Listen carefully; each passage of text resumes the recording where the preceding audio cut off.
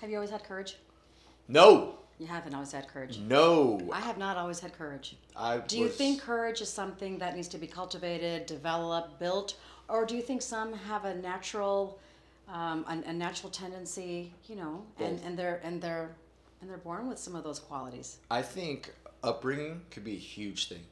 I think upbringing, how your family brings you into it, how your family gives you affirmation as when you're young, it develops so much confidence in a person. But if you don't have that, you have to learn that somewhere, somehow. Yeah, and sometimes the hard way. So on this episode, we talk about how to have courage. Stay tuned. I think this is a very, very, very interesting topic, but very beneficial for every single one of us.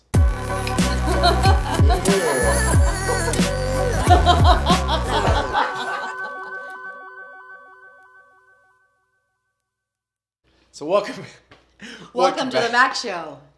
This is Anita K. I'm MelodicMic. Thank you for joining us today.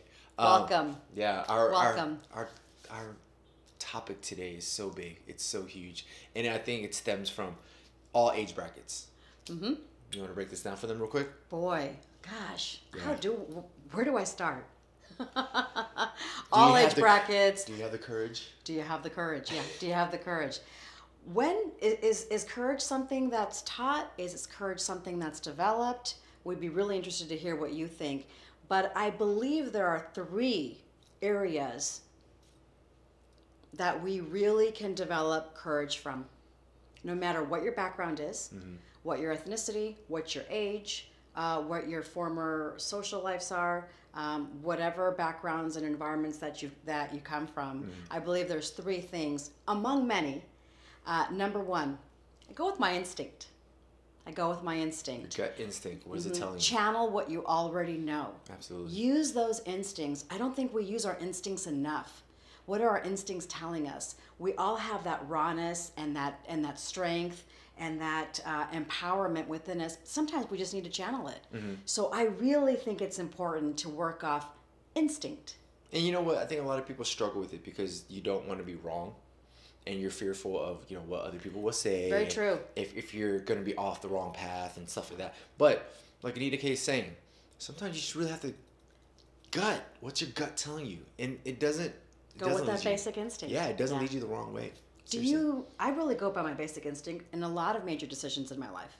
I think it's really important. I'll take the facts, I'll take the data, I'll take the opinions, but at the end of the day, where does that forceful, strength, or where does that final decision come from? A lot of it is the instinct. And I keep cultivating that. And sometimes you really need to generate a natural instinct by doing a variety of things to really understand who you are and where that comes from. You know, I'm going to chime in by saying I've learned to trust my instinct actually through my failures. That's a really good way. Yeah, because when I'm sure you've gotten a lot of success from that strategy. It works out in the end. At the very beginning, I think all of us will fail, fall flat on our face, and then we kind of just like think about, oh, what did we just do? What, could I have done better? But that question of what could I have done better always plays out because then you really check yourself. You really see who you are and how you can build yourself continuously better. I think the second thing is have anchors. Ooh, do you have anchors? Can you explain that? Yeah, have anchors. Spiritual anchors. Maybe you're a person that really has courage because you have a strong faith. Yeah. Other anchors could be related to a support system. I have a very strong intact of a family unity, and we don't let each other down. We've got each other's back. Right. I've got an emergency contact group that I call if I'm looking for advice in my professional area, in my personal area, when I'm in an emergency crisis. And so that's an anchor. That's another form of an anchor. Internally, when I exercise and when I eat right, I feel stronger. I feel a little more empowered. That can also be an anchor. That can anchor me to have clarity. So I think a lot of us will find a lot of different ways to just really hone in where our energy should go. If our energy is within our family, yes. If our energy is in our spirituality, if our energy is exercising, getting all that juices out and flowing, yes. It's important to realize, what makes your foundation whole. It really is. Yeah. Education can be an anchor too. It's huge. I really like to, we've talked about this and I've shared this before with all of you. I'm almost addicted to self-development and reading and going to seminars and following philosophers and anything that I can get my hands on to really understand human behavior and psychology. And why do we do the things we do? We know about our environments, but really it's the limiting beliefs that we all are brought up with where sometimes we really have to challenge. And it's not easy to do. I really want It's not easy to do that. The other thing is also when you build these anchors, I want to chime in. Understand that at the end of the day, you're going to look in the mirror and you're going to make your decision and you got to own it. And you really have to be proud of yourself. Yes. No matter where it goes, that's yours. It's your decision. Again. And have confidence in Have that. confidence in it. Your family might not like it. Your friends might not like it. Society will tell you the otherwise. But if you own it and that's where your heart is telling you and that's where you want to go with whatever your decision is, that's where your heart is. And take it for whatever it is from there. And I think finally, break out. Oh, please. We've got to have courage by sometimes breaking out of that norm, things that are not working for us. Yeah. Managing the fear. Managing all of the questions that we ask ourselves that only contributes to noise.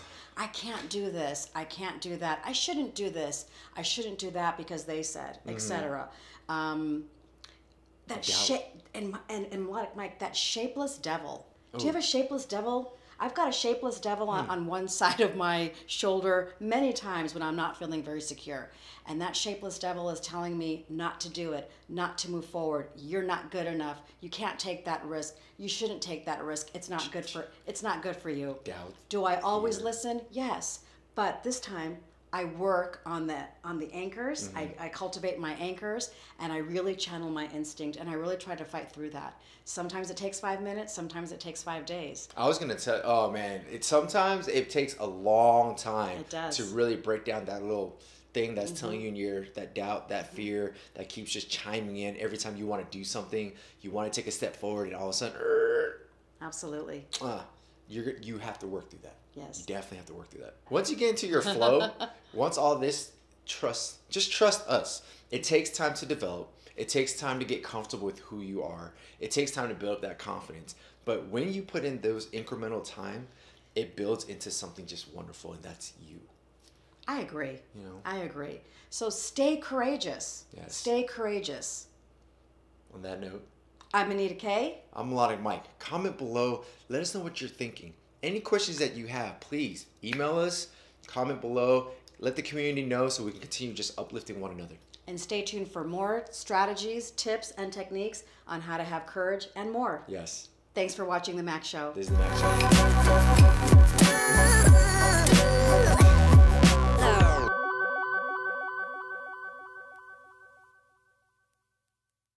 Looks cleaner, so that Okay. open looks. Okay. Yeah. Anyway. So we're trying to get more likes. Yeah.